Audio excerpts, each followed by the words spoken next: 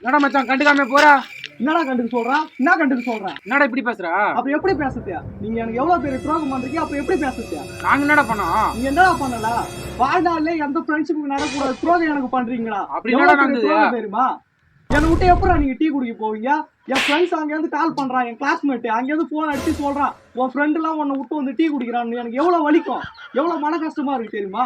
அசிங்கமா இருக்குடா மச்சான். இவனுக்கு ஹாஸ்பிட்டல் போயிட்டு வரும்போது டீ குடிச்சிட்டு வந்தேன்டா. அதுதான் எனக்கு தெரியாதா? எதா இருந்தாலும் என்ன ஏன்டா விட்டு போனீங்க? எனக்கு அசிங்கமா இருக்குல்ல. இனிமேல் வாழ்நாள்ல நான் சாகுற வரைக்கும் என்கிட்ட நீங்க பேசுறாதீங்க, எப்பயுமே பேசக்கூடாது. இனிமேல் என் பக்கமே தலை வச்சு படுத்துறாதீங்க. நான் வரேன். என்னடா போறான்?